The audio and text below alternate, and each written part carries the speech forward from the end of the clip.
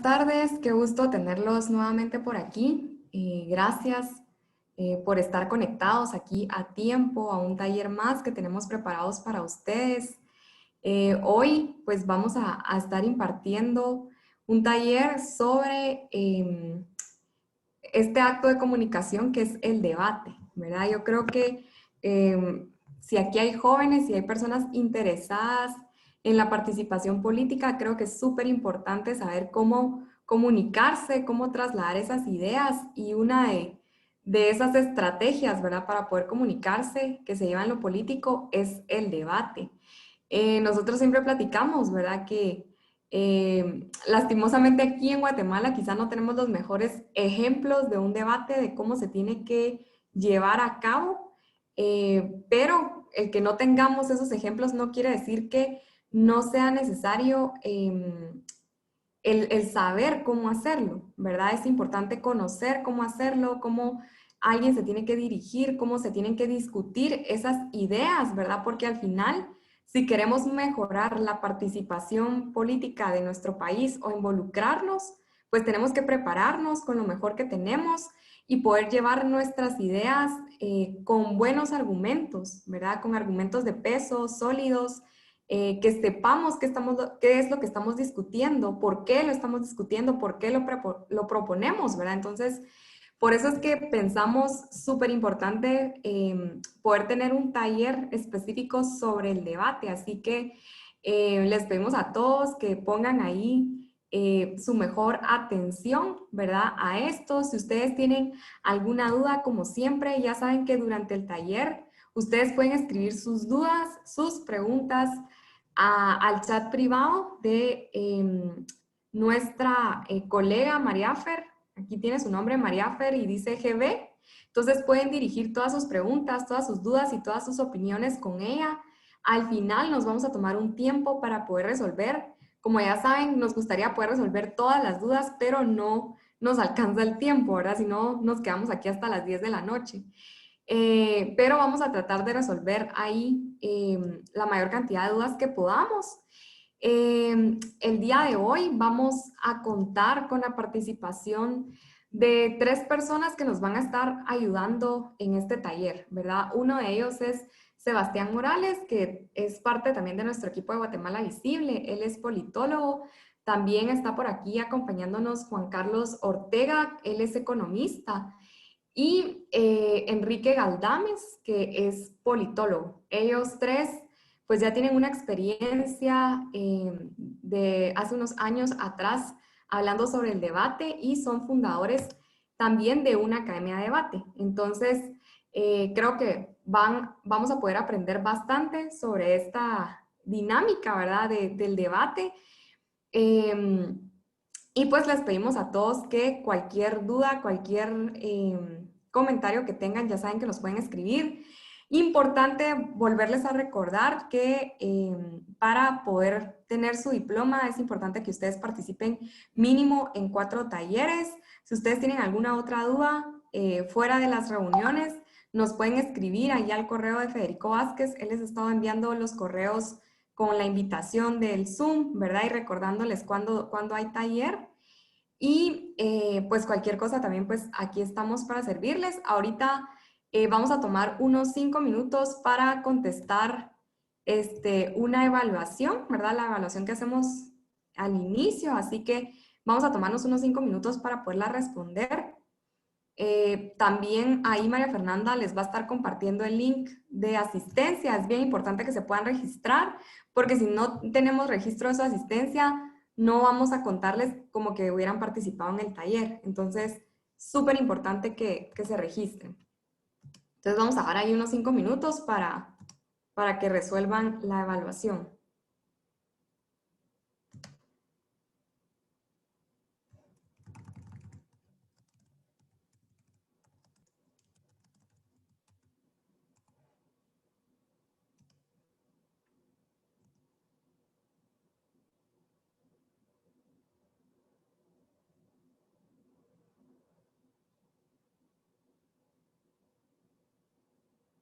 Ahorita vamos a ver qué está pasando.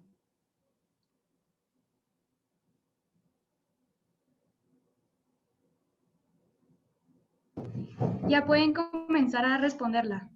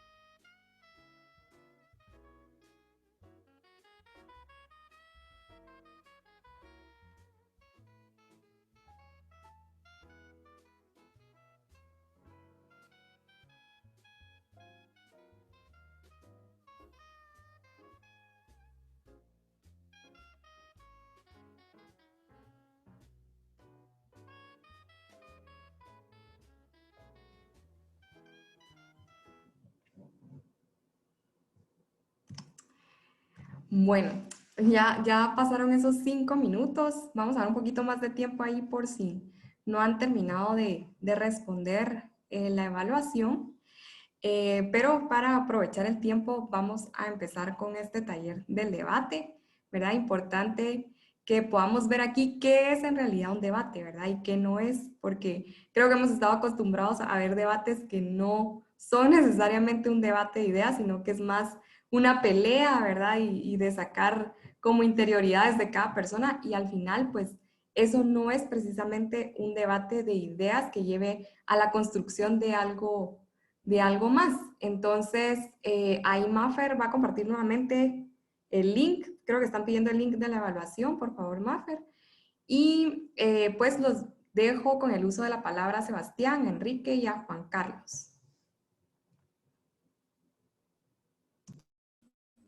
Bueno, gracias Mónica y buenas tardes a todos. Qué bueno verlos de nuevo. Voy a comenzar de una vez para presentando. Eh, y bueno, como dice Mónica, la verdad es importante saber qué es un debate y qué no es. Podríamos dar un taller incluso entero de qué no son los debates y de todas las concepciones erróneas que tenemos de los debates, pero pues aquí tenemos cortísimo el tiempo y bueno, básicamente este taller va a estar dividido en dos, una parte de introducción a la argumentación como tal, a la argumentación como ese ejercicio de comunicación, de defender ideas específicas y pasar a una parte ya específicamente del discurso, de la estructura del discurso y de cómo presentamos ya verbalmente todas estas ideas. Entonces, eh, como hemos dicho antes, ¿verdad? Pueden mandarle ahí sus preguntas a Maffer. Yo espero que las podamos responder más adelante. Y quizás les adelanto que este va a ser una presentación un poco más corta que las que hemos tenido otros días, porque después vamos a tener ya un ejercicio en el que la idea es que podamos entrar a trabajar directamente en construir un discurso para debatir, un discurso para estar a favor o en contra de una determinada postura. Como este es un taller de participación política, entonces la idea es que orientemos todo esto un poco al debate político como tal. Vamos a tener un par de ejemplos también de eso, pero vamos a ir viendo que desde el principio van a ser ejemplos un poco más sencillos y después vamos a irnos yendo hacia cosas un poquito más complejas. Entonces,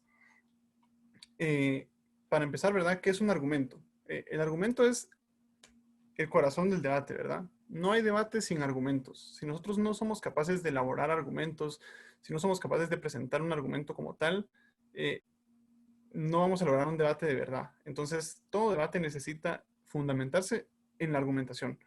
Y el argumento, pues, es una razón estructurada compuesta por premisas coherentes entre sí que sostienen una conclusión. Es una secuencia de razonamientos que van dirigidos a convencer a alguien de una forma de pensar o de hacer algo. Entonces, cuando pensemos en el argumento, pensemos en todas esas ocasiones, ¿verdad? En las que queremos convencer a alguien de cualquier cosa. Y por eso es importante, ¿verdad? Que se tome en cuenta que el argumento está ahí, tiene un propósito, ¿verdad? El argumento no es solamente un enunciado. Si yo digo, yo creo en las hadas, eso no es un argumento, ¿verdad? Si yo solamente sostengo una postura, una creencia, yo no estoy argumentando. Y por eso muchas veces cuando estamos argumentando y cuando estamos debatiendo, nos tenemos que desconectar un poquito de ese ejemplo de decir, ah, bueno, eso es lo que cada quien cree, ¿ok? En el argumento, en el debate ya estamos dirigiéndonos a, bueno, te voy a convencer a ti de que creas lo que yo creo. Y esa es la principal razón en la que tenemos que orientar nuestras ideas a la hora de argumentar. Y cuando hablamos de argumentación, entonces hablamos de cosas tan sencillas como por qué deberíamos elegir pizza y no hamburguesa en una determinada celebración o en una determinada salida a comer, hasta cuestiones de por qué se debería o no de legalizar o de criminalizar determinada actividad. En la política todo está dirigido a convencernos o desconvencernos de algo. En el Congreso estamos dirigidos a convencer a los demás diputados de prohibir o de legalizar algo, de hacer un cambio en la ley. En las cortes, pues los abogados están en el ejercicio de convencer a los magistrados, a los jueces, de que la forma correcta de aplicar la ley en determinado caso es una y no la otra, ¿verdad? Y ahí es donde estamos entrando entonces a todo esto del debate. Y está en todas nuestras actividades, en nuestro día a día. Y sí quiero que le presten especial atención a la primera oración, ¿verdad? Es una razón estructurada, compuesta por premisas coherentes entre sí, que sostienen una conclusión. O sea, yo no doy un argumento si estoy dando como un montón de ideas al aire. Puedo estar dando muchas afirmaciones, pero si todas esas afirmaciones no son coherentes entre sí y además no sostienen una conclusión, yo no estoy dando un argumento. Si simplemente estoy diciendo que pues, los carros van muy rápido y provocan accidentes, y estoy diciendo que eh, no revisar el carro antes de salir, las llantas y el aceite puede provocar accidentes, y aparte estoy diciendo que a nadie le gustan los accidentes, eso no es un argumento. Y tampoco son tres argumentos, son tres afirmaciones juntas, una tras la otra, pero no es un argumento. Tengo que estructurarlas, tengo que hacer que sean coherentes una con la otra y tengo que lograr que sostengan la defensa de algo. Tengo que lograr que sostengan la defensa de una política pública para prevenir accidentes en las carreteras, por ejemplo. Tengo que lograr que sostengan la defensa de convencer o de hacer que en mi empresa todas las personas que manejan un carro de la empresa revisen el carro o el camión antes de cada viaje que van a hacer. Ahí ya estoy argumentando y ahí ya estoy presentándome ante ante un ejercicio de convencer y de persuadir a una audiencia o a un grupo específico. Entonces, cuando hablábamos ahí de premisas, ¿verdad? ¿Qué son las premisas? Las premisas son esta serie de afirmaciones que tienen que ver una cosa con la otra y que nos pueden llevar a algo. Y aquí les pongo dos ejemplos de distintos conjuntos de premisas. Una premisa podría ser la premisa A, los perros no hablan. Tengo la premisa B y dice Firulais es un perro, ¿verdad? Y por lo tanto Firulais no habla. Es decir, si la premisa A es cierta, es imposible que Firulais hable. Si es cierto que los perros no hablan, que ningún perro habla, es imposible y sería inválido afirmar que Firulais puede hablar. Ese es el ejemplo como más básico de un argumento construido. Y aquí lo que tenemos son pues tres premisas, ¿verdad? Aunque generalmente se les conoce solo como premisas a las primeras dos y a la tercera como una conclusión. Pero la conclusión también es una afirmación. Entonces, ¿qué es lo que pasa? El argumento no es solo un conjunto de premisas. El argumento es la relación que hay entre las premisas. El argumento es que si aceptamos la premisa de que los perros no hablan y aceptamos que Firulais es un perro, entonces no podemos aceptar que Firulais hable. No podemos negar que Firulais no habla. Y es, como les digo, son ejemplos como muy sencillos para el inicio, pero que los vamos a ir poniendo como un poquito más complejos en el camino. ¿Cuál es el segundo ejemplo? El segundo ejemplo nos dice, premisa A, los perros no hablan. Premisa B, Félix habla, ¿verdad?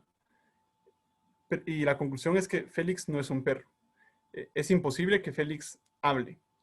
Perdón, es imposible que Félix sea un perro porque habla. Y si habla, pues, aunque pareciera un perro, yo a lo mejor vi a una persona disfrazada de perro o a lo mejor vi una caricatura de un perro que habla, pero no es un perro como tal, ¿verdad? ¿Qué pasaría si yo les digo que como Félix no habla, entonces Félix es un perro? Si yo estuviera poniendo aquí un no, donde dice Félix en la premisa B, si yo pusiera un no, yo no podría concluir tampoco que Félix es un perro solo por el hecho de que no habla, ¿verdad? Porque hay un montón de animales que no hablan. Aunque es cierto que los perros no hablan, yo no puedo concluir que Félix es un perro solo por el hecho de que no hable. Lo que sí puedo concluir es que si Félix es un perro, no puede hablar. Y este tipo de argumentos a menudo los hacemos y nos equivocamos en eso, ¿verdad? En tomar la dirección del argumento de un lado hacia el otro, pero entendiendo que el argumento no siempre puede ir digamos, en viceversa. Yo puedo asegurar que Firulais no habla porque es un perro y los perros no hablan. Pero yo no puedo asegurar que Firulais es un perro por el hecho de que no hable. Y esa es como la forma más básica de entender el argumento.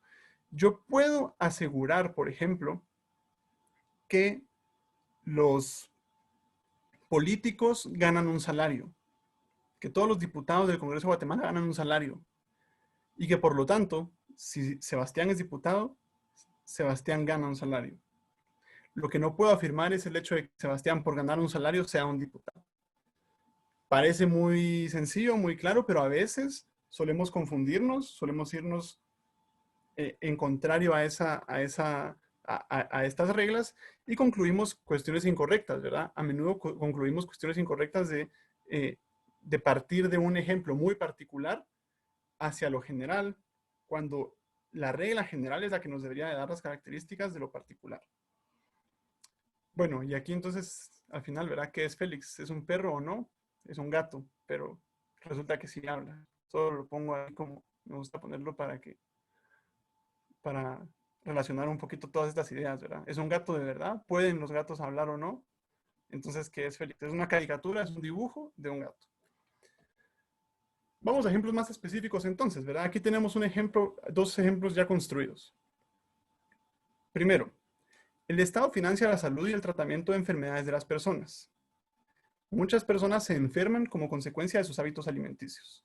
Por lo tanto, es legítimo que un Estado que paga por la salud de las personas regule sus hábitos alimenticios. ¿Ok? ¿Cuál es la lógica aquí?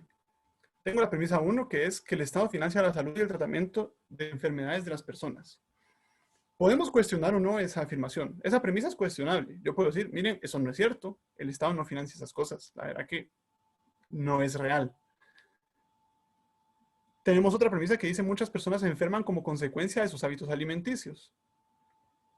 También lo podemos cuestionar, ¿verdad? Podemos cuestionar muchas de estas cosas y decir, bueno, depende, ¿verdad? De qué hábitos alimenticios, o quizás la mayoría de personas no se enferman como consecuencia de sus hábitos alimenticios, sino como consecuencia de otras cosas. Y esa es la forma en la que nosotros podemos analizar y construir o destruir un argumento, a través de desvalidar alguna de esas premisas.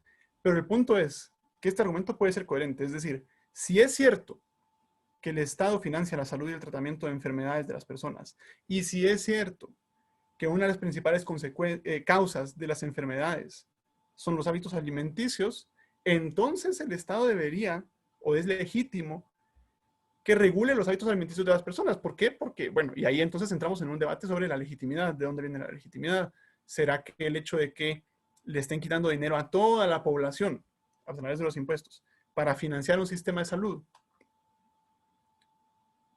Entonces, ¿será que es justo que yo no me cuide sabiendo que las otras personas están aportando con su dinero para sostener mi salud y encima de todo yo tenga malos hábitos alimenticios y por lo tanto después estas personas tienen que pagar con su propio dinero las consecuencias de mis hábitos?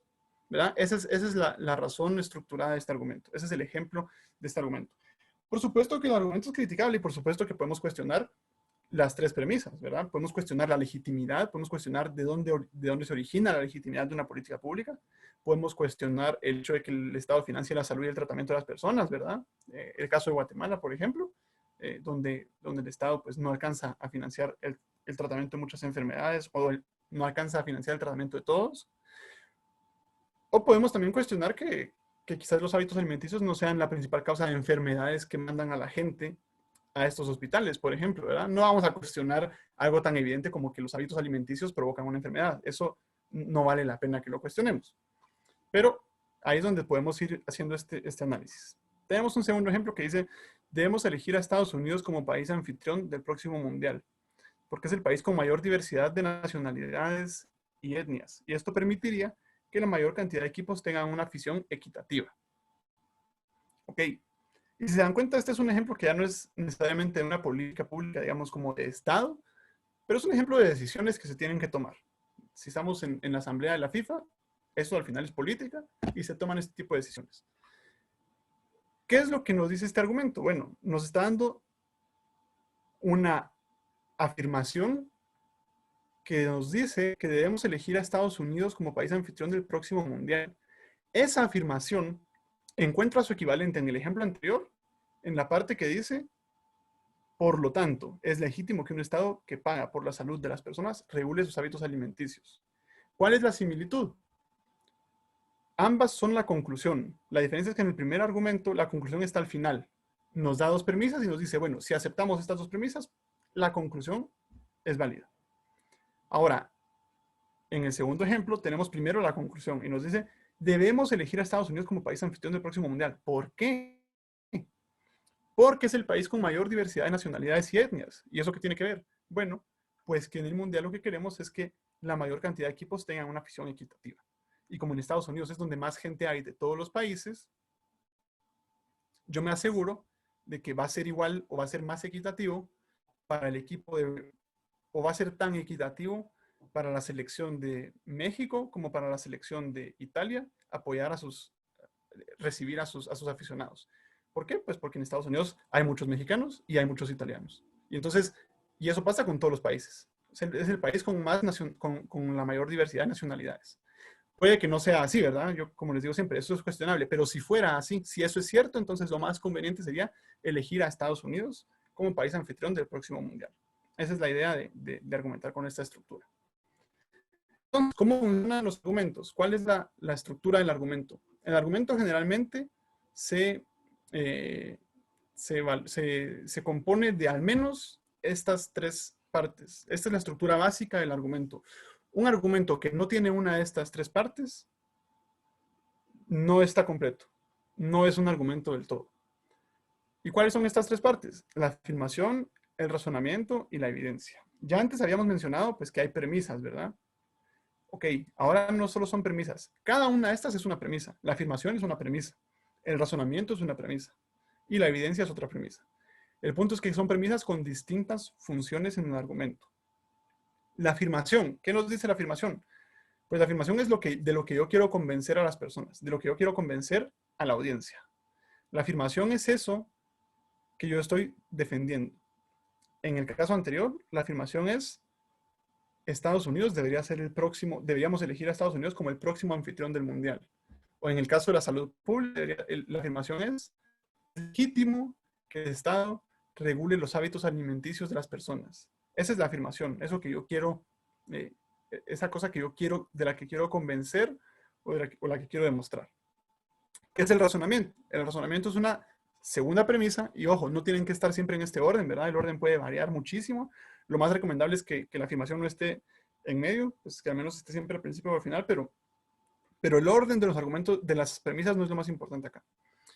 El razonamiento es ese análisis y ese vínculo que hay entre nuestra conclusión, nuestra afirmación y nuestra evidencia, entre lo que queremos decir y los datos que tenemos, ¿sí? Entonces, especialmente cuando estamos debatiendo, es muy importante que esta sea la estructura de un argumento. Tenemos la afirmación, de qué los quiero convencer, el razonamiento, por qué esto es así, y la evidencia, la demostración de mi razonamiento. O sea, la demostración de que mi afirmación está vinculada con mi razonamiento. Podemos ver aquí otro ejemplo, ¿verdad? Afirmación.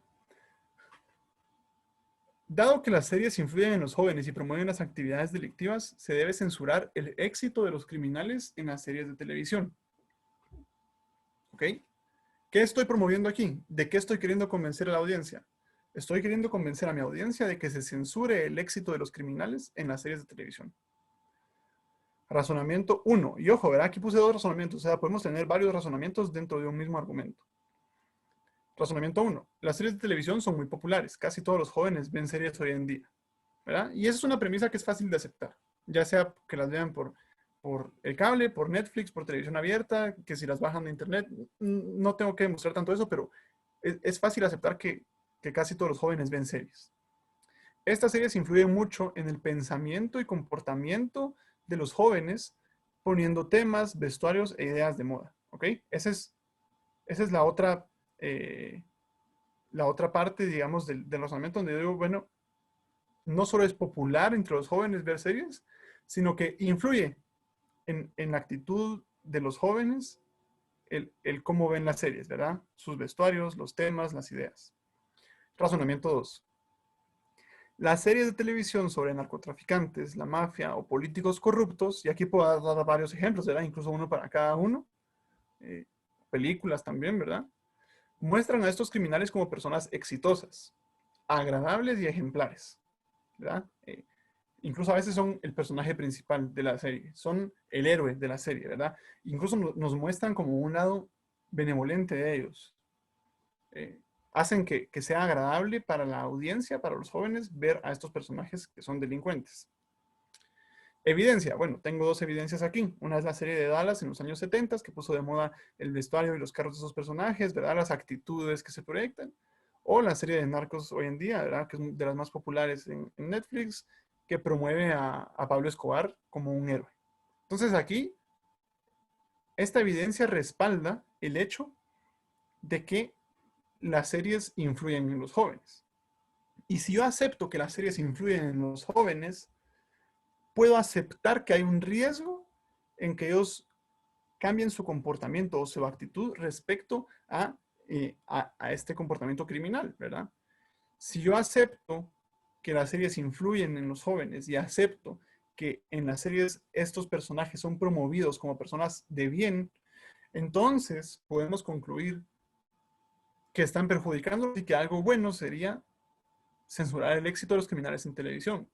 Quizás aquí un tercer razonamiento para completar mi argumento sería bueno incluir que el rol del Estado es, por ejemplo, proteger a su población y es importante proteger no solo a los jóvenes de llenarse de ideas delictivas, sino que proteger también a sus personas cercanas, ¿verdad? Que no vayan a terminar perjudicándolos, imitando este tipo de comportamiento. O sea, ya ahí podría meter un tercer razonamiento, que es cuál es la actitud del Estado y por qué, en qué casos se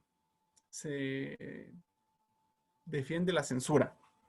Ahí podría ya darle más fuerza al argumento, ¿verdad? Ok, entonces aquí, pues yo quería ver si en el chat me pueden dar algunos, si podemos llenar esto como con algunos ejemplos. Ahí yo voy a estar viendo eh, el chat y ustedes me dicen si quieren, empecemos con los argumentos a favor, ¿verdad? La moción es, debemos apoyar la experimentación con animales. Entonces, ok, ¿cuál sería una afirmación? Y cuando me refiero a una afirmación me refiero a una razón. Una razón por la que se debería de apoyar la experimentación con animales. No sé si puedo ver el chat aquí. Ok.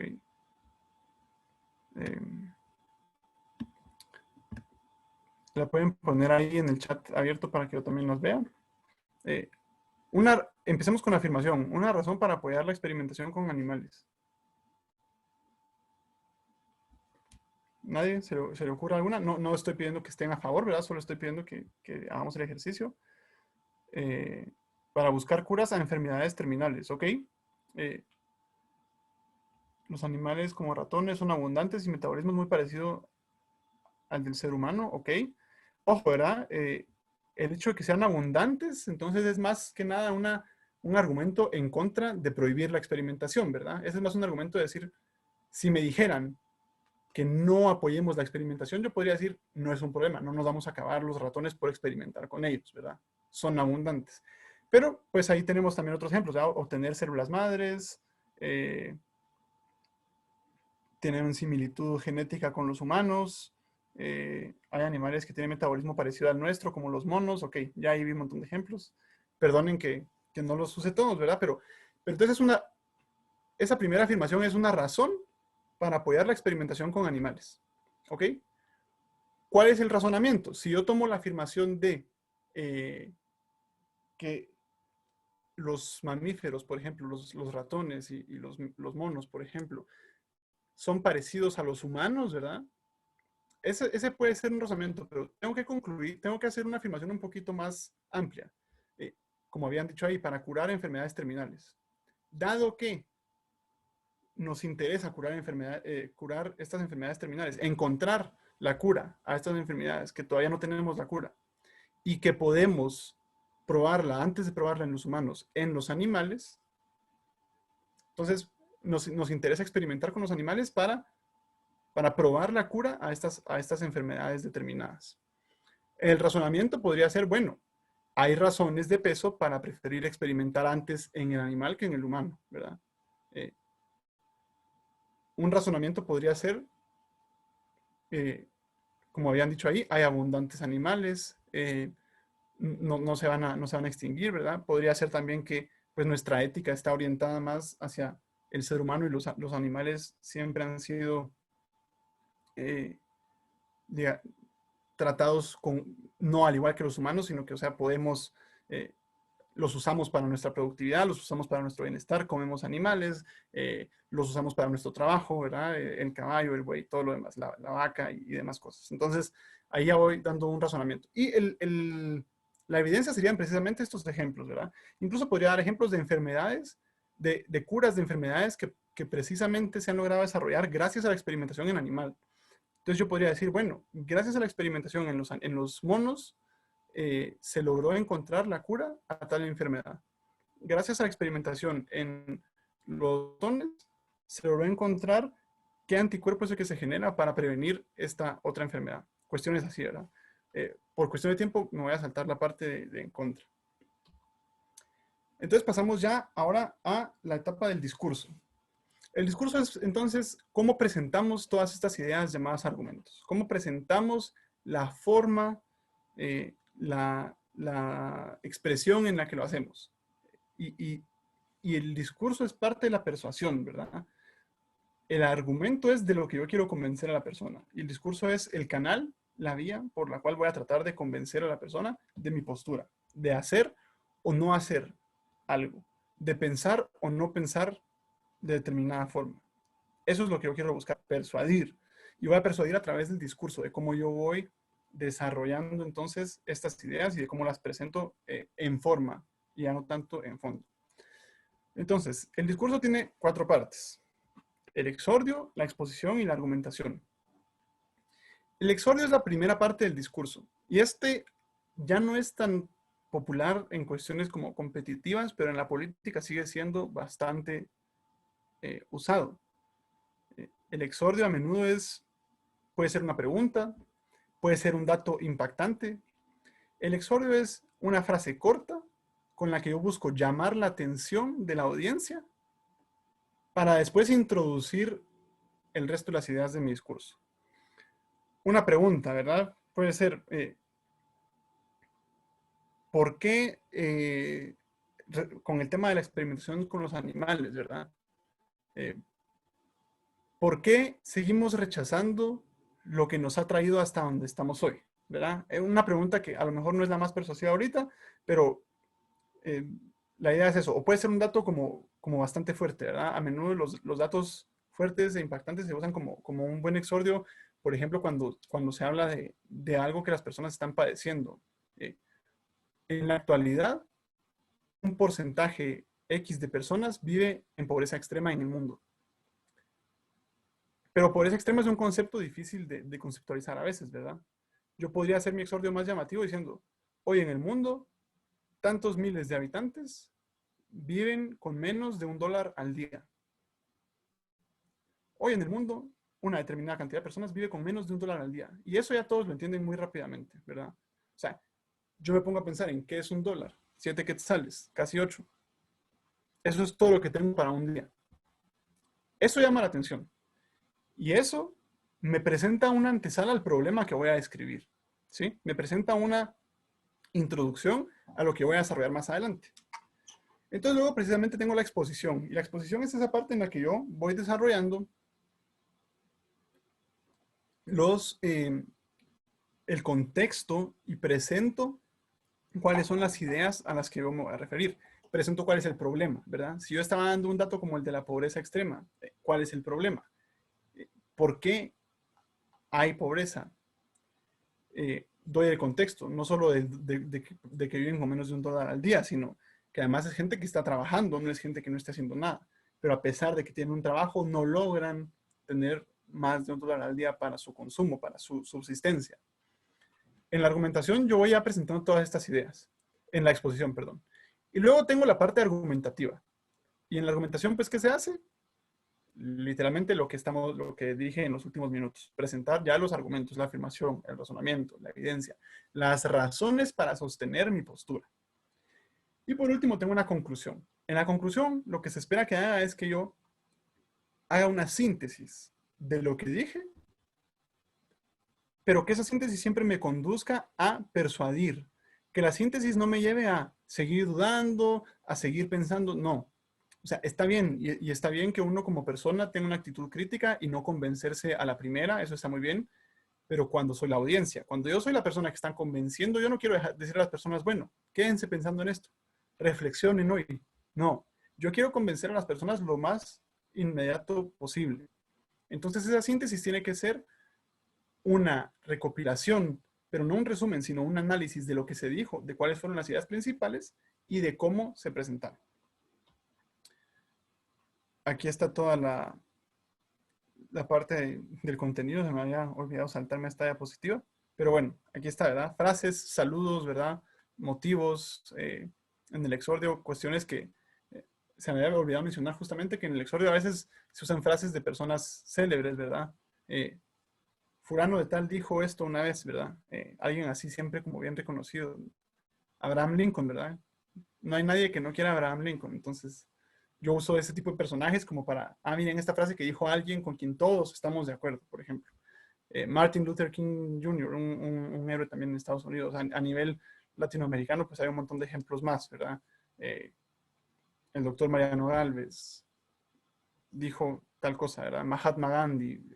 Estos líderes que han marcado y que tienen frases que nos pueden ayudar a llamar la atención de alguien. La exposición, pues bueno, introduzco el contexto del problema, la definición, ¿verdad? Y también, ojo en la exposición, la trascendencia, porque esto es importante. ¿Por qué de lo que yo les voy a hablar es importante? ¿Por qué deberíamos de tomar en cuenta todas estas ideas? Ok, vamos a ver si, creo que ya tengo... ¿Ustedes ahorita siguen viendo la presentación o ya están viendo el video? Seguimos en tu presentación. Ah, ok, entonces voy a darle New Share. Bueno, voy a presentarles aquí un video de cortos minutos, me voy a saltar varias partes para que vean un ejemplo de un debate político de calidad. Esto es en España, que son países donde el debate se desarrolla con muchísima más calidad que en los nuestros. Y bueno, para que pongan un ojo ahí y quizás lo comentamos después.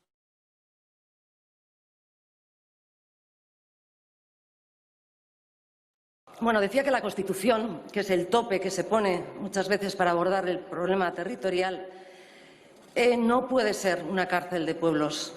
La Constitución es una ley. Las leyes las hacen las personas.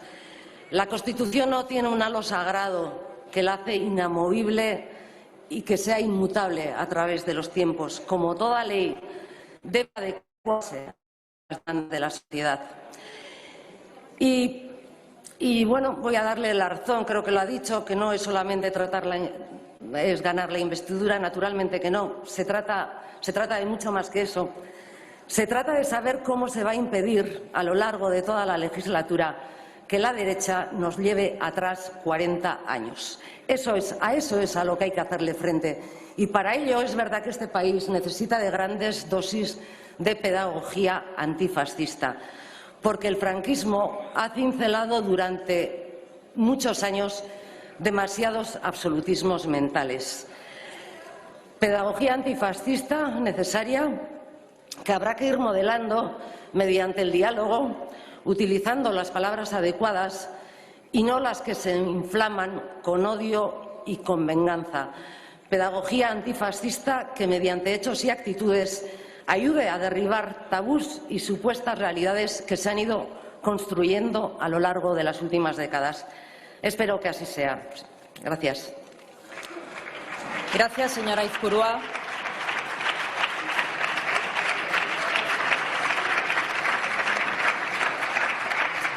Tiene la palabra la presidenta del Gobierno. Fíjese, señoría, que hoy está el independentismo escocés pidiendo un segundo referéndum y el Gobierno británico está negando la celebración de ese segundo referéndum en el Reino Unido. En Canadá, mejor dicho, en fin, simplemente hay que leer, estudiar y ver cuál ha sido la ley de claridad para... Déjenme ustedes responder, ¿no? Para ser conscientes, señorías, por favor. Para ser conscientes de cuáles son las limitaciones que se han hecho. Se han celebrado referéndums en Canadá, en el Quebec, en este caso, para la independencia, sí. Se hicieron desde un punto de vista legal. Y desde ese momento recuerdo precisamente que el primer ministro Trudeau en aquella época, es decir, el padre del actual primer ministro, ¿qué es lo que decía? Pueden ustedes celebrar todos los referéndums que quieran, pero no se va a permitir la independencia de Canadá. Por tanto, lo que le quiero decir, señoría, es que en muchas ocasiones también se utilizan imágenes, a mi juicio, no ajustadas a la realidad y a la verdad para defender una falta de democracia en nuestro país en contraposición con otros países, ¿no? Nosotros yo creo que tenemos una democracia sin duda alguna mejorable, imperfecta como son todas las democracias, pero una democracia homologable a todos los países desarrollados de nuestro entorno. Y así lo dicen además todos los índices internacionales de reconocido prestigio. España está entre las 20 mejores y las democracias plenas del mundo. Y seguro que tenemos que hacer muchas cosas. Y aquí se han planteado algunos elementos de mejora de nuestra democracia. A mí la que más me avergüenza, lógicamente, es pues haber sido testigos durante estos últimos 7 años de los casos de corrupción que han escandalizado a la opinión pública española por parte del Partido Popular, ¿no?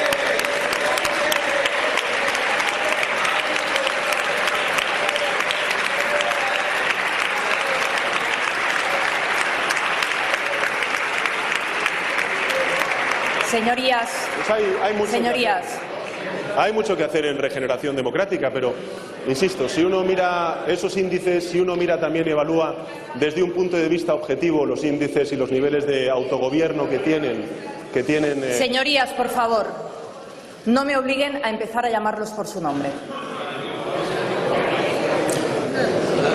Los niveles de autogobierno que tienen los distintos territorios de nuestro país, creo que estamos de largo en unos niveles lo suficientemente altos en comparación con otros territorios de otros países.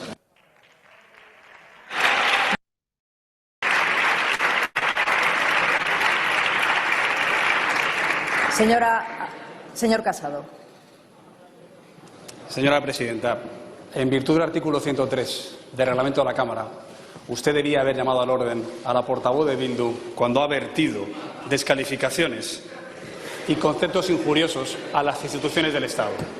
Usted no lo ha hecho, pero lo más escandaloso es que el candidato a la presidencia del Gobierno no ha defendido ni la Constitución, ni al rey de España, ni las víctimas del terrorismo después de la intervención que Señor hemos Casado.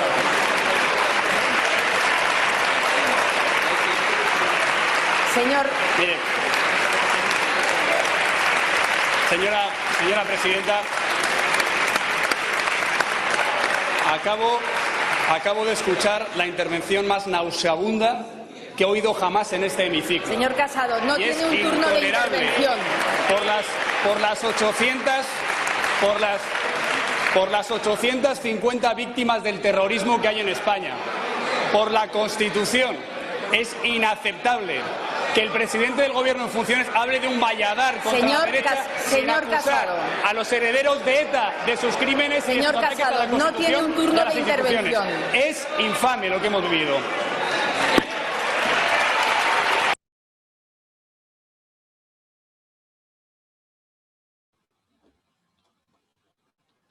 Bueno, allí teníamos ya un ejemplo, solo quiero asegurarme de cerrarlo para que no para que no vaya a sonar después.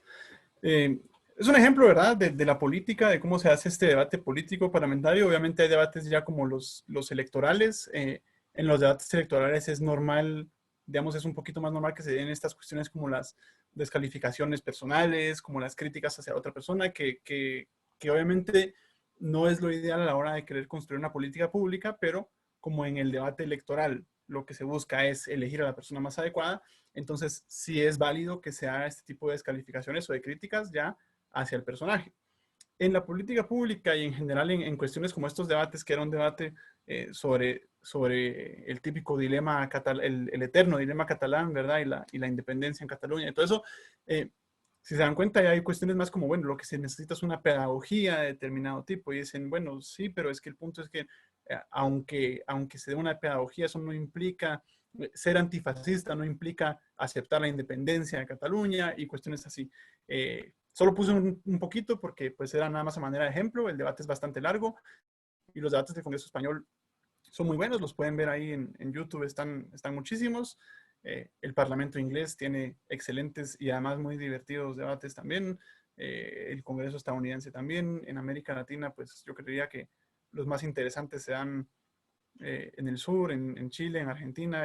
Siempre hay casos interesantes y en el caso guatemalteco, aunque no es la regla, pero sí podemos encontrar varios ejemplos de algunos debates que han tenido lugar en el Congreso o en otros espacios que pueden llamar la atención sobre cómo elaborar la política pública, y es bueno que también ustedes los vean como para comparar un poquito y ustedes digan cómo se pueden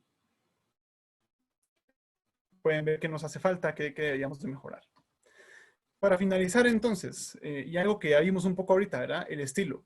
Hablar en público no es tan sencillo, ¿verdad? Y seguramente es un desafío para muchas personas y hablar en esos espacios en los que además no solo estoy hablando en público, sino además estoy siendo cuestionado, estoy defendiendo una idea, estoy siendo criticado y estoy teniendo que ponerme también en distintas situaciones, es todo un reto.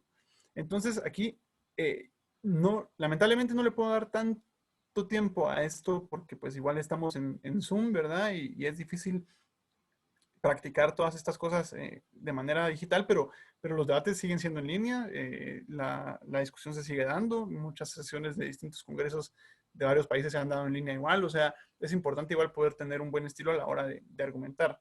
Y les puse ahí la foto de Churchill porque no solo tenía un buen estilo para vestirse, sino también para hablar, era muy bueno. Algunas recomendaciones, ¿verdad? Cambiar la tonalidad de voz durante el debate sin llegar a exageraciones. Si se dan cuenta, algo que los tres oradores que vimos ahorita hacían eso. En algún momento hablaban más fuerte cuando querían dar un enunciado más grande y en otros momentos hablaban un poco más callado. Y es importante, ¿verdad? Hablar porque la parte de elevar el tono sirve mucho como para llamar la atención y darle fuerza a ese enunciado. Pero si yo hablo todo el tiempo exaltado, no puedo proyectar tampoco, además de que va a ser difícil que me entiendan, es importante hablar en algunos momentos más callado para que yo pueda también demostrar que soy capaz de hablar con serenidad, de que lo que yo estoy diciendo no es solo una cuestión emocional, sino que estoy siendo racional, estoy dando esa imagen de que lo que digo va más allá de la emoción. Estoy siendo capaz de transmitir una idea, no solo como por ponerme a la defensiva. Y también es importante porque si yo mantengo el mismo tono de voz, ya sea bajo o alto, después de unos segundos o unos minutos, la gente me va a dejar de poner atención. Si yo no cambio mi tono de voz durante una presentación, durante un debate, durante un discurso, así sea que me pase todo el tiempo gritando, por mucho que exagere mis gritos, después de un rato la gente va a pensar, este solo grita y ya no me pone atención. De la misma forma que si me mantengo todo el tiempo con un tono de voz súper relajado y que apenas se me escucha, también es muy fácil que se desconecte. Hacer un buen uso de las pausas. Y eso es otra cosa de la que tenía una muy buena técnica este señor en la imagen. Está bien de repente parar. Y el parar de repente sirve para varias cosas. Para empezar, para que yo me pueda calmar y estar más tranquilo sobre cómo estoy manejando la situación. Pero aparte sirve para que yo pueda darme cuenta de algo que no había pensado, ¿verdad? Si todo el tiempo me estoy yendo por mi instinto, si todo el tiempo estoy solo siguiendo las líneas del discurso, me voy a quedar muy mecanizado. Las pausas sirven como para pensar en cosas que podía llenar en esos espacios.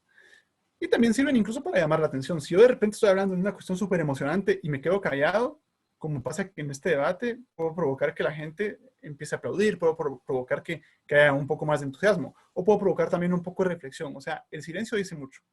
Pero sobre todo las pausas para poder respirar. En algún momento yo me puedo estar quedando sin aire después de hablar mucho. Entonces es importante que yo pueda parar, respirar y seguir hablando. Como que recargar un poco de energía, ¿verdad? Para poder seguir. Porque hablar cansa. Y necesito mucho de ese buen uso del aire. La expresión no verbal, ¿verdad? Los gestos, las manos, la postura, pues estas cuestiones ya, la postura en línea es ya algo difícil de evaluar y es algo que a lo mejor nos podemos ahorrar un poco, pero es importante que las practiquemos incluso para otros tiempos en los que ya podamos tener debates presenciales. El uso de las manos, pues también es difícil en línea porque tengo que hacer mucho para que se vean, pero es importante, ¿verdad? Que el uso de las manos no sea alborotado, que sea ordenado, que yo pueda decir, bueno, vamos a ir hacia aquí, o vamos a ver una imagen por completo, o llevar un recuento de las cosas, no hablar solamente no mover las manos solamente por moverlas, sino hacer un uso adecuado, señalar a determinadas ocasiones. Las manos sirven para muchas de esas cosas en las que puedo estar ejemplificando. Si hago una comparación, ¿verdad? Yo puedo decir, hay países que están aquí y hay países que están acá, ¿verdad? Eso ayuda mucho a que ustedes puedan hacer un buen uso de las manos y sobre todo la respiración. La respiración en el debate, en el discurso, es diafragmática, es decir, con la panza. No se respira con el pecho. El pecho puede jalar muy poco aire del que yo necesito para hablar y del que yo necesito para hablar en público. Si yo jalo aire solo con el pecho y respiro aquí, me voy a fatigar muy rápido. Cuando yo estoy hablando en público, es importante que yo infle bastante el diafragma, donde está, pues, cuando yo respiro y se llena la panza, ¿verdad? Y a partir de ahí eso me va a dar mucho aire que puedo ir liberando más suavemente. No tengo que agarrar aire y gritar porque entonces voy a tener que respirar otra vez. Sino que es aire que puedo ir liberando suavemente, que me permite durar más tiempo en mi discurso y que además no va a hacer que yo me escuche como que estoy respirando muy fuerte durante mi discurso. Sino que es una técnica de respiración. Pueden ver también videos en YouTube, hay manuales y todo para cómo practicar la respiración diafragmática y no con el pecho o quedándome incluso solo en la garganta donde respiro y ya estoy hablando otra vez.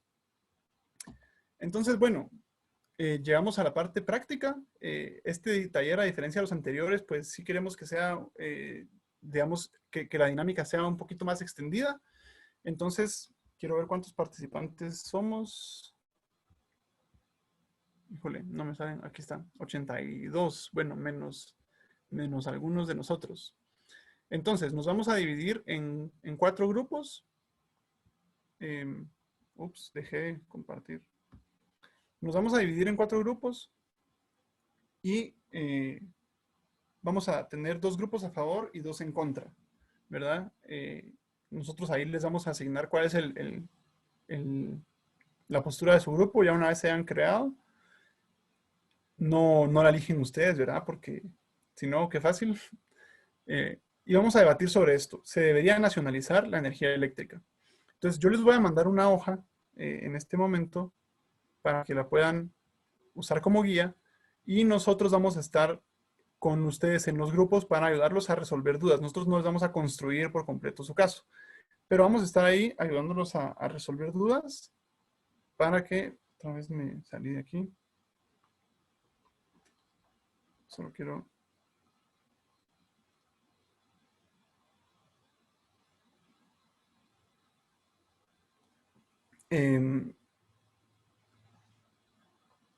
están viendo ahí mi pantalla, ¿verdad?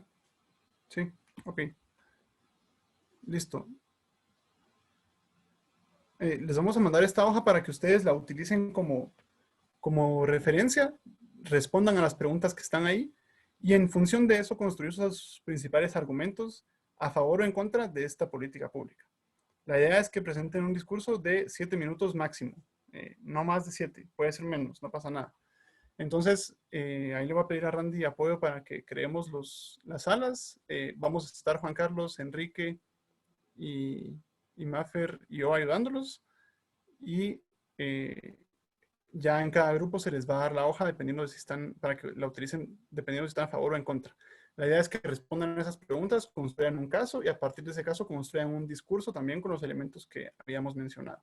La política pública, y este es un ejemplo, ¿verdad? Pero es algo que se discute mucho y en el país se lleva discutiendo bastante tiempo, si se debería de nacionalizar la energía eléctrica. Entonces tenemos a favor y en contra. Los que están a favor de la moción tienen que dar argumentos de por qué se debería nacionalizar la energía eléctrica y los que están en contra tienen que oponerse a la nacionalización. O sea, pueden oponerse tanto al modelo actual que es privado o pueden oponerse a la nacionalización y defender el modelo actual o pueden decir otra cosa, pero no nacionalización, ¿verdad? Esa es la idea del debate.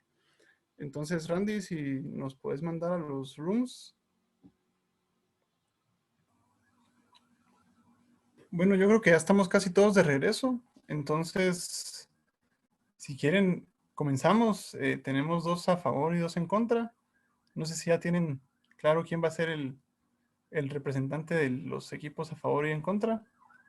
Y que podamos comenzar de una vez. Tradicionalmente se comienza con el que está a favor, luego va el que habla en contra y luego el otro que está a favor y el otro que está en contra. ¿Sí me escuchan, no? Porque vi que alguien en el chat puso que no me escuchaba, pero no sé si solo es esa persona. ¿Sí? ¿Sí me escuchan? Ok. Michael, no sé, tal vez ahí con tu audio.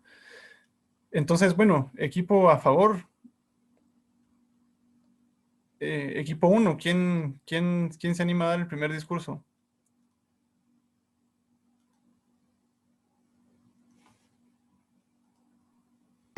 Podemos tener ahí un ratito para que lo manden, o si no, pues ahí Enrique a cargo del equipo va a designar a uno, al menos al azar.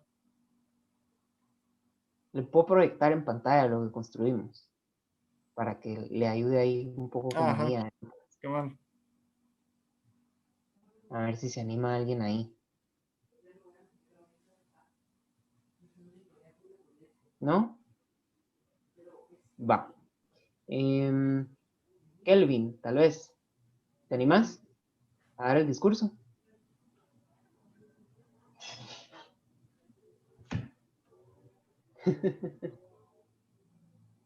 Israel, ¿te animas a dar el discurso? ¿Sí? Lo voy a proyectar en pantalla.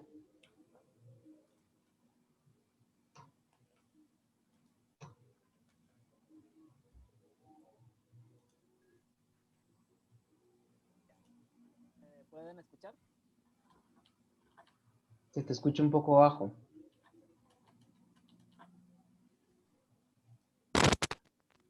Ahora sí, tal vez me pueden escuchar un poquito más. Siento que se te escucha un poquito lejos todavía. Quizá alguien más que dé el discurso. Va.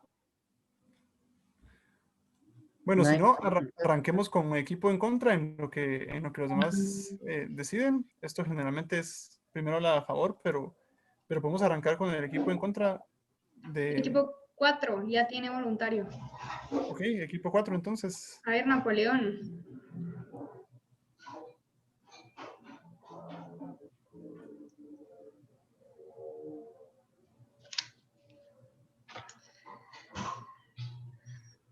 Napoleón, ¿estás por ahí ya?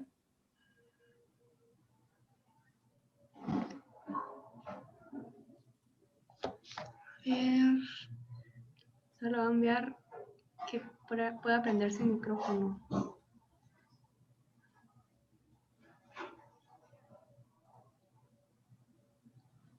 Muy buenas noches. No sé si me escuchan. Sí, te escuchamos. Te escuchamos. No sé si... Perfecto. En la discusión que nosotros tuvimos, hablamos de que el Estado en sí ha sido incapaz de prestar los servicios mentales a la población general y nacionalizar los servicios básicos como la energía eléctrica, convertiría al Estado en grande y generaría burocracia y por ende servicios energéticos más débiles.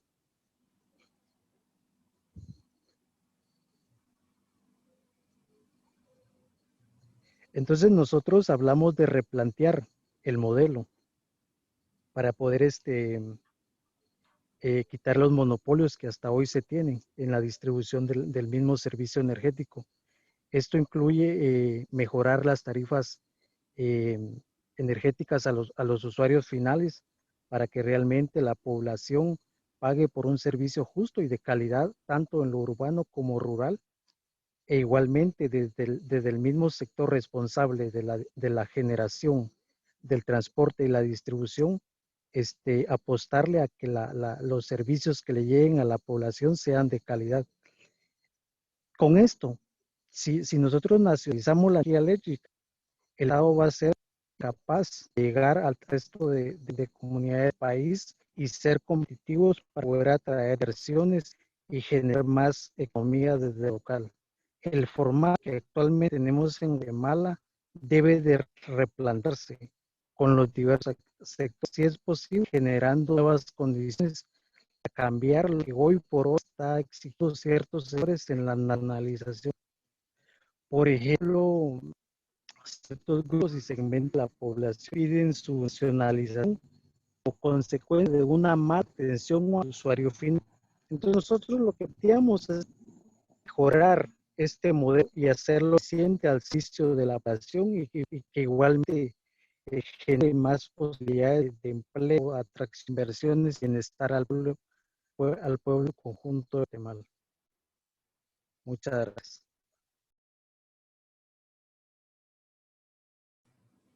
Ok, muchísimas gracias, Napoleón. Gracias por la exposición. No sé si ya tenemos a alguien del equipo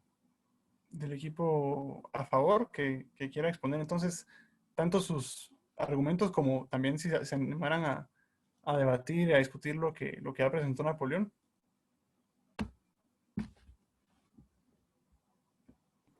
De mi grupo, creo que Surama está dispuesta a discutirlo, a plantear lo que hablamos y a plantear contraargumentos a lo que acaba de decir Napoleón. ¿Le parece, Surama?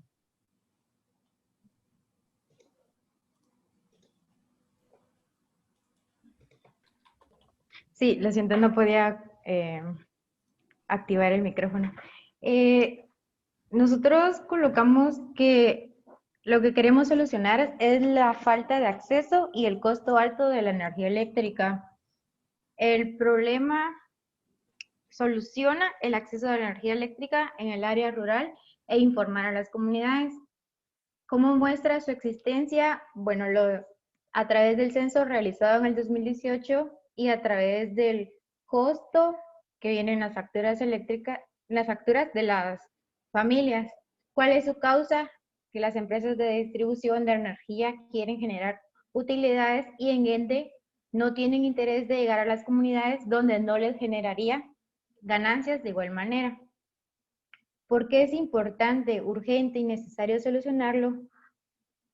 Por la violación de los derechos humanos, por la violación de la Constitución de la Política de la República de Guatemala, en los artículos 45 y 48, donde establece de que prevalece en esta ocasión el derecho colectivo sobre el derecho individual, por la desinformación, por ayudar a las personas del área rural a que no exista la desinformación por falta de la energía eléctrica. Comentábamos un ejemplo de la situación actual en la pandemia, que la mayoría de los niños jóvenes reciben clases a través de la virtualidad y la falta de energía eléctrica está haciendo de que esta información ya no llegue como debería de llegar. Y la disminución de delincuencia en el área rural. ¿Qué proponemos? Nacionalizar el servicio de la energía eléctrica, una política pública únicamente.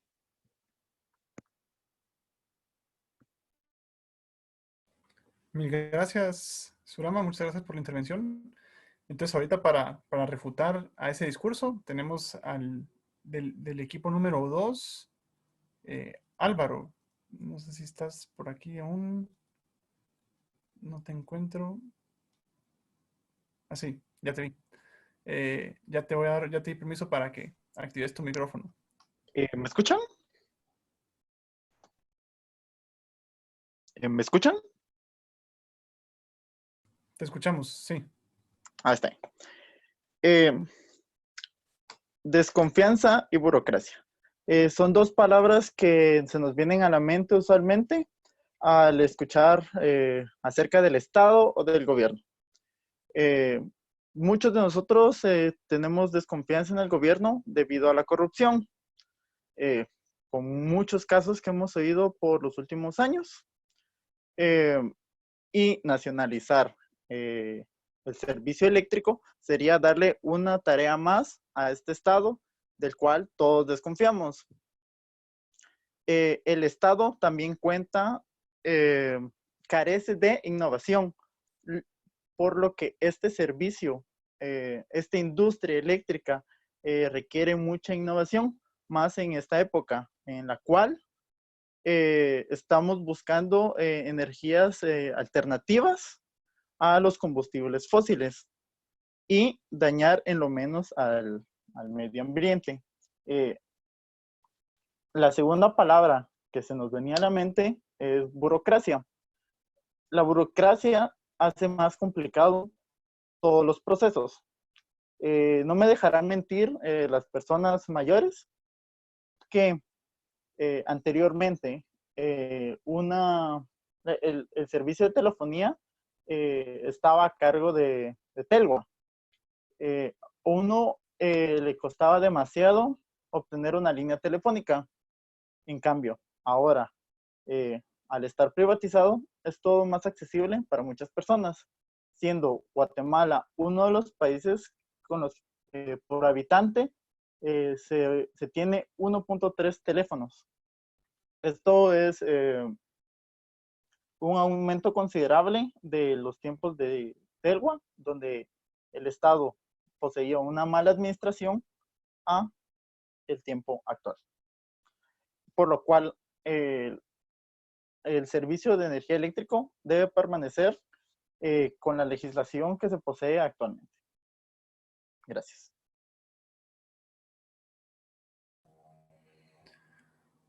Ok, Álvaro, muchas gracias. Entonces, bueno, para cerrar el último equipo a favor, ¿quién va a animarse?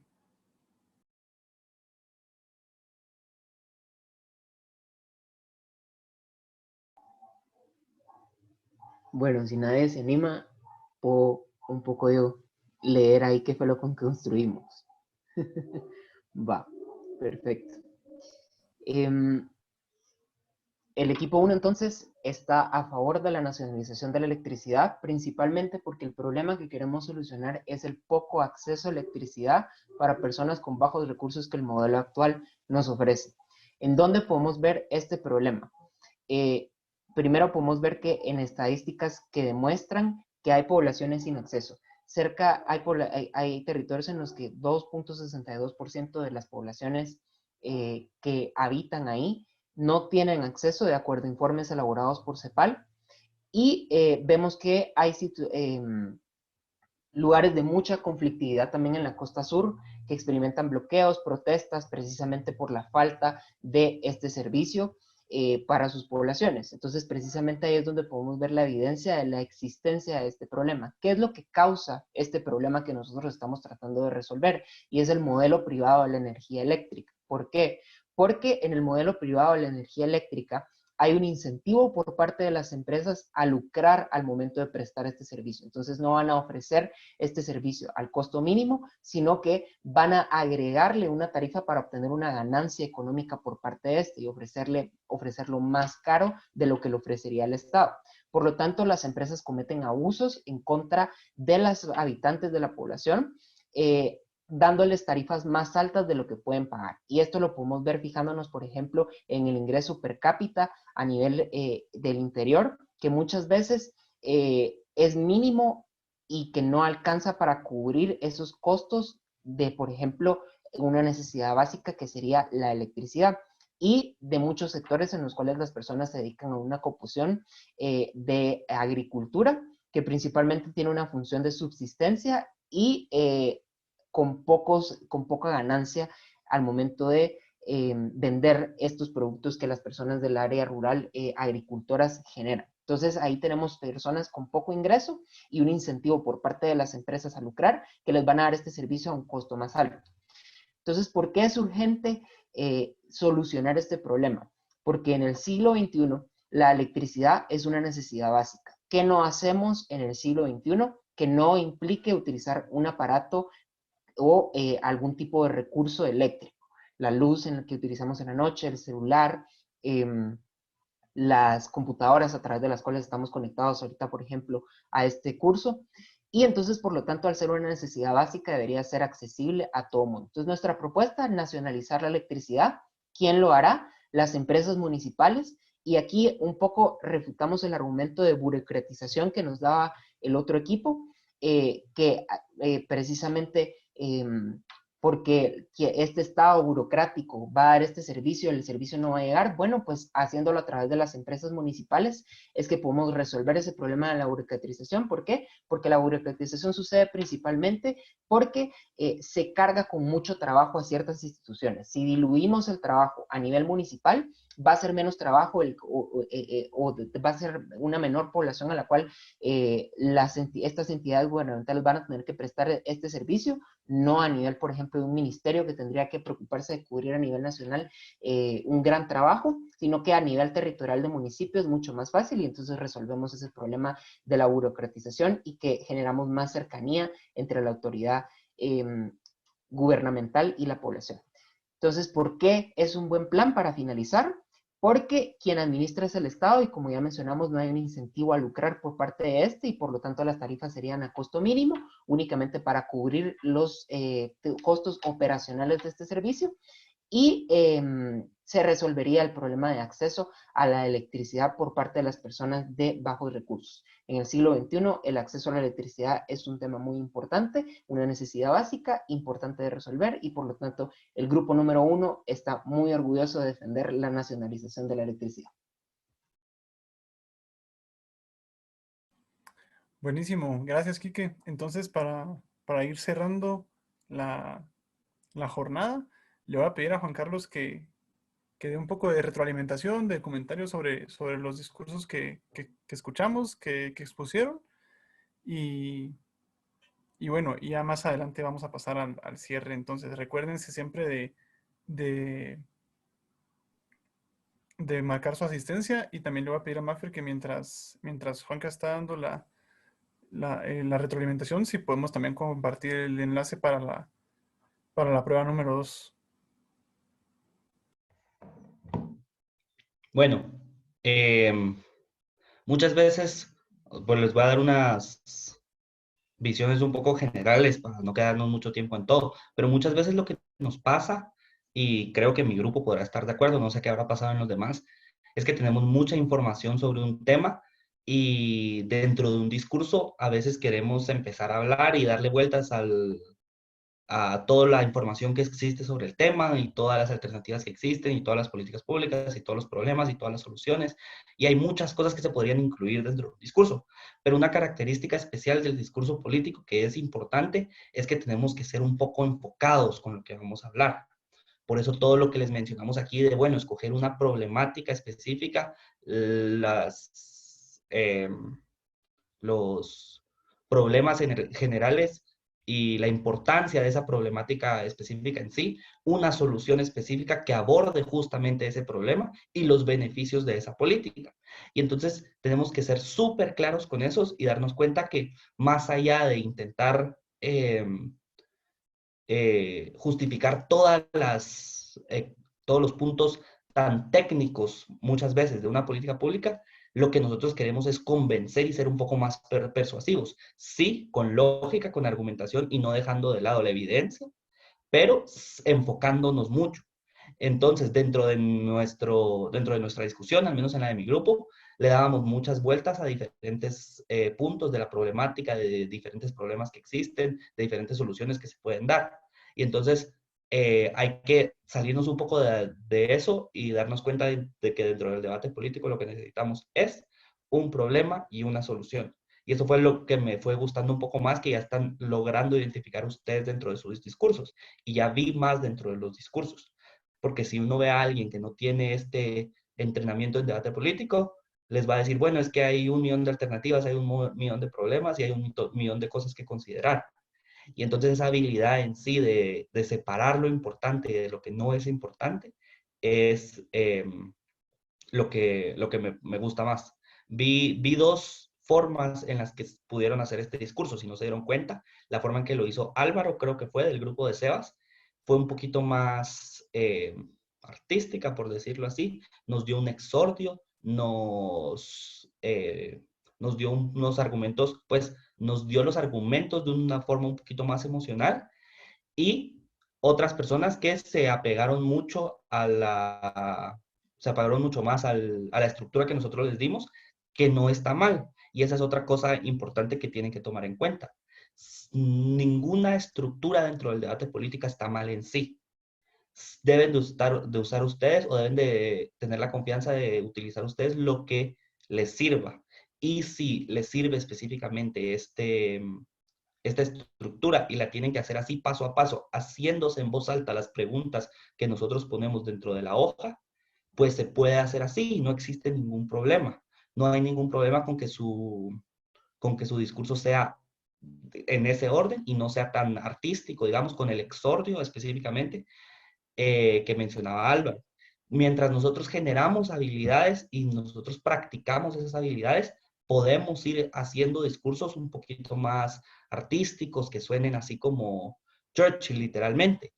Él de un día para otro no logró obtener esas habilidades. Él mucho tiempo después logró poder hablar en público como lo hacía.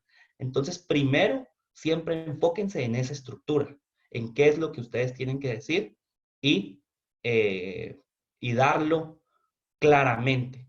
Y ya después pueden hacer muchas cosas más, muchas cosas estéticas, y siempre observen los discursos de otras personas. Eso los puede ayudar mucho a ver qué cosas son buenas y qué cosas les sirven de los discursos que hizo otra gente.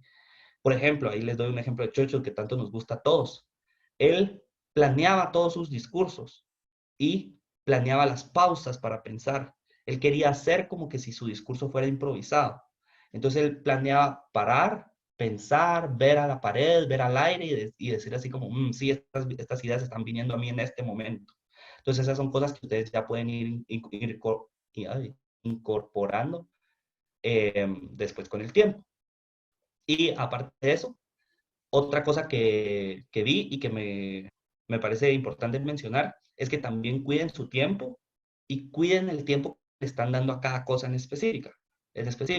Ahorita no teníamos un límite tan corto, pero muchas veces les va a pasar que necesitan transmitir una idea en un espacio bastante corto. Si ven los debates políticos, por ejemplo, aquí en Guatemala, son muchos candidatos y les dan 1 o 2 minutos, o incluso si vieron el debate entre los presidenciales de los Estados Unidos, cada uno tiene 2 minutos para intentar comunicar algo, les hacen una pregunta y ellos solo tienen 2 minutos. Entonces, aprender a manejar el tiempo y decir, bueno, mi introducción, mi problema, lo tengo que empezar y terminar de decir en 40 segundos y lo tengo que tener bien claro. Y mi argumento, que es la parte más importante, es la que voy a elaborar más en 1 minuto y medio, o en 2 minutos, o en la mayor cantidad de tiempo que tenga. Entonces, esa es otra recomendación de las cosas que vi. Cuidado con el tiempo y denle el tiempo que se merece a sus argumentos. Tómense el tiempo de explicarlos.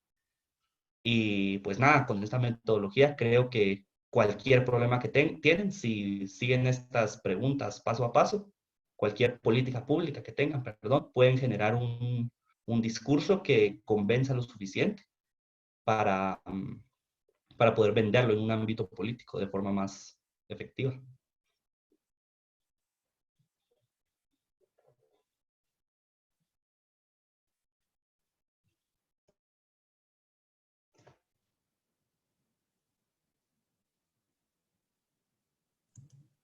Perfecto, ya. Ahorita pasaríamos entonces como parte del cierre. Si alguien tiene alguna pregunta que quisiéramos que resolvamos respecto a la técnica del debate, alguna duda que le surgió.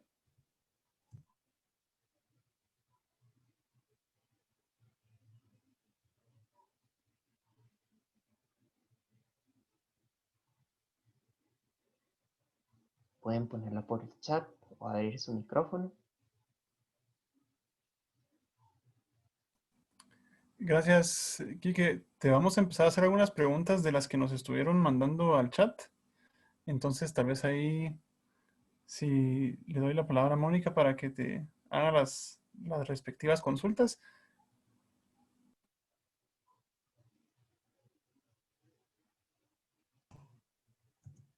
Ahí está. Es que no podía quitar el mute.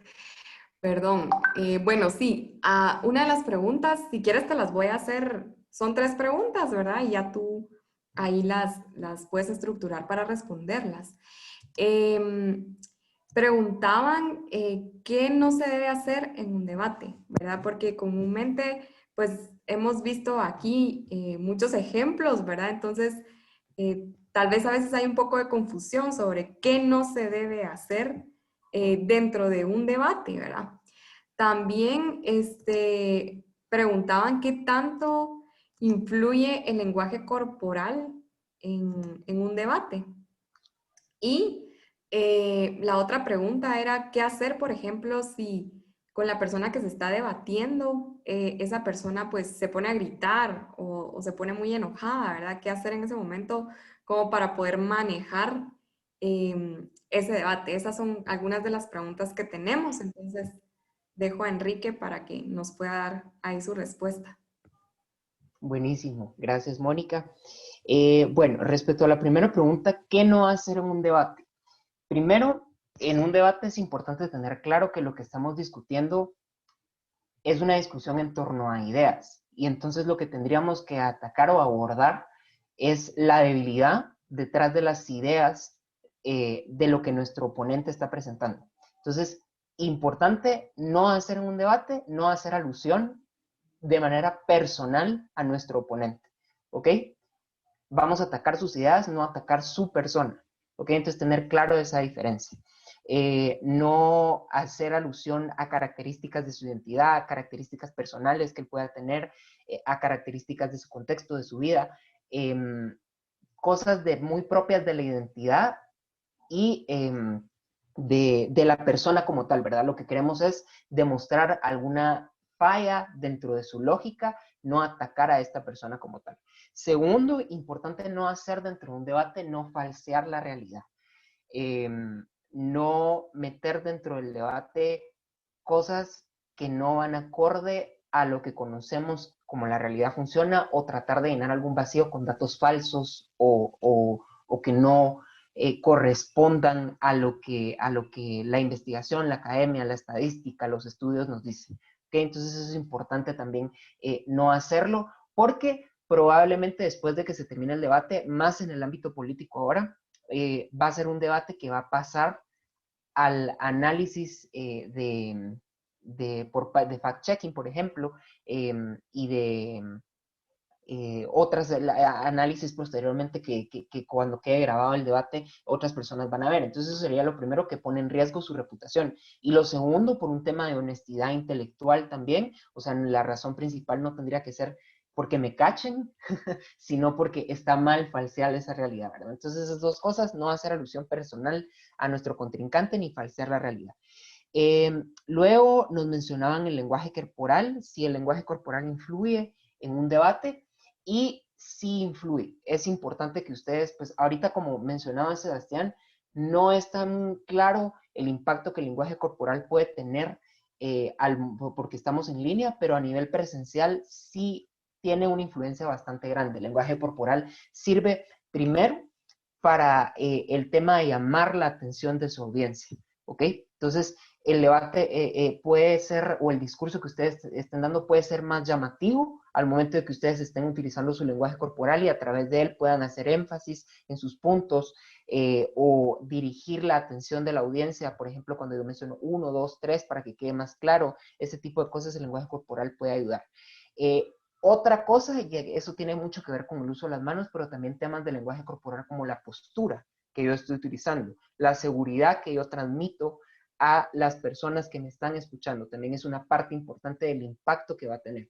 Al final, tenemos que tener en cuenta que estamos dando un discurso y el arte del discurso implica, como mencionaban, temas de lógica, pero también temas de emocionalidad y temas de lograr transmitir una idea, un sentimiento, una percepción por parte del público hacia esa persona que está dando el discurso, ¿ok? Ese es el arte detrás de un discurso, no es un ensayo. Si nosotros quisiéramos convencer de los puntos sin que la gente se fije o que sin que esto afecte, el lenguaje corporal afecte el mensaje que estamos tratando de transmitir, pues tendríamos que hacer un ensayo, ¿verdad? Algo escrito, que es donde no sucede esto. Sin embargo, si nos pasamos a la parte de lo hablado, sí implica una parte bastante importante del lenguaje corporal que estamos utilizando y sí va a tener un impacto bastante fuerte en cómo la gente recibe nuestro mensaje. Entonces, lenguaje corporal que demuestre seguridad y uso de las manos para ir ahí guiando un poco la atención y que no sea tan monótono o aburrido nuestro discurso. Y por último, ¿qué hacer si alguien comienza a gritar o está enojado?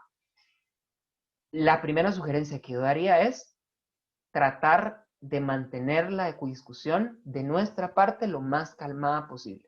A nivel, esto es algo que a mí me parece impresionante, que a nivel neurológico hay un tipo de neuronas que se llaman neuronas espejo, que en una neurona espejo básicamente como funciona es que yo replico lo que estoy viendo. Entonces, por ejemplo, a nivel de discurso, si muchas veces el uso de las neuronas espejo se aconseja que se usen, por ejemplo, imaginándonos siendo unos buenos oradores. Y en el momento en el que nosotros nos imaginamos, visualicemos gente de modelos que logren hablar bien. Por eso Juanca mencionaba, ahí es importante buscar discursos y ver cómo habla otra gente. Si nosotros vemos eso y lo procesamos, nuestro cerebro hace uso de estas neuronas espejo y comenzamos nosotros a adoptar ese tipo de comportamientos, ¿ok? Por ejemplo, un uso de las neuronas de espejo es cuando bostezamos. No sé si les ha pasado que ustedes miran que alguien más bosteza y de la nada se les pega el bostezo. Entonces esas son las neuronas espejo actuando en nosotros. ¿Cuál es lo importante entonces de esto?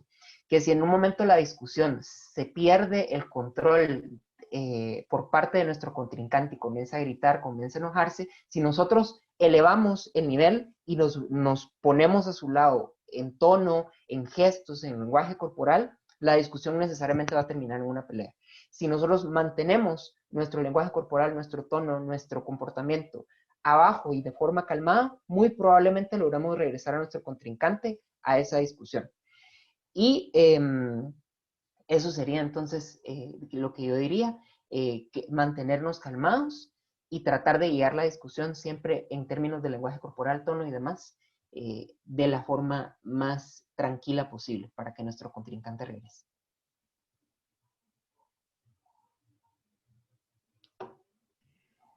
Muy bien, muchas gracias, Enrique. Creo que, no sé, sí, les vamos a compartir la hoja que estuvieron utilizando para el ejercicio, ¿verdad? Entonces, miren, la idea de haber tenido este taller es como dar una pincelada, ¿verdad? De lo que es el debate, de cómo debe hacerse, de cómo debe estructurarse.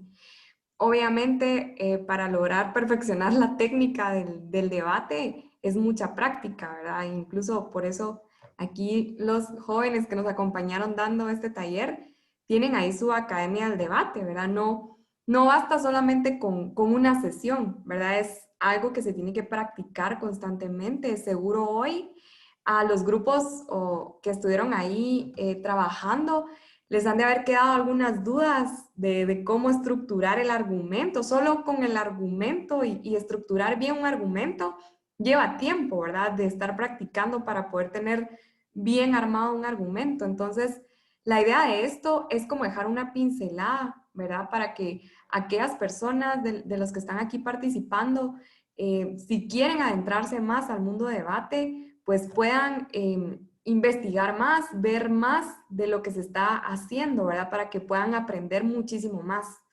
Solo con la técnica también de poder respirar con el diafragma es otro mundo, ¿verdad? Son muchas cosas que se tienen que lograr controlar al momento de dirigirnos a una audiencia, ¿verdad? Máximo si es en un debate, que es algo muchísimo más como no sé, enérgico, ¿verdad? Hacer un debate. Entonces, esperamos que con esto pues haya quedado algo en ustedes, ¿verdad? De saber de que un debate tiene que ser algo bien construido sobre ideas y que tenemos que lograr fundamentar bien nuestras ideas, ¿verdad? Entonces, cualquier duda que tengan, pues ya saben que ahí tienen el correo electrónico de nosotros para podernos consultar. Y Maffer hace un momento compartió la evaluación número 2, ¿verdad? Para que la puedan responder. Ahí les vamos a dar un tiempo. Contarles que ya el próximo jueves vamos a estar terminando con esta serie de talleres. Los invitamos a que se puedan conectar, ¿verdad? Que puedan participar. Este día vamos a tener, el taller se llama El poder de los jóvenes para incidir en la política. Y vamos a tener a una persona, ¿verdad?, que ha participado en política en Uruguay, que se llama Paulina Serrano, ¿verdad? Entonces, los beneficios del Zoom, ¿verdad?, de estar conectados, nos permiten tener a personas también de otros países que nos van a compartir, pues también, ¿verdad?, desde su perspectiva, cómo ha logrado también participar siendo joven e incidir. Entonces, los esperamos para ese día, ¿verdad? Entonces, ahí les vamos a estar compartiendo el link y les vamos a estar mandando su recordatorio. Entonces ya con esto pues damos por finalizada la sesión. Ahí nos pasamos unos minutitos, pero era necesaria la dinámica, ¿verdad? De poner en práctica un poco lo que se había aprendido del debate. Así que pues esperamos que hayan aprendido bastante, que se la hayan pasado bien y los esperamos el próximo jueves. Les agradecemos a los panelistas que nos acompañaron el día de hoy. Gracias por también facilitarnos esta actividad y esperamos verlos pronto. Feliz noche. Ahora nos vamos a tomar una foto. Cierto, se me había olvidado. Para redes. Gracias, Maffer. Entonces los dejamos aquí con Fe, que nos va a dirigir para una foto ahí para que puedan poner sus cámaras. Muy buenas noches. Muchas gracias por su colaboración. Bueno, feliz noche, gracias. Nos vemos el jueves entonces. Gracias a todos, nos vemos.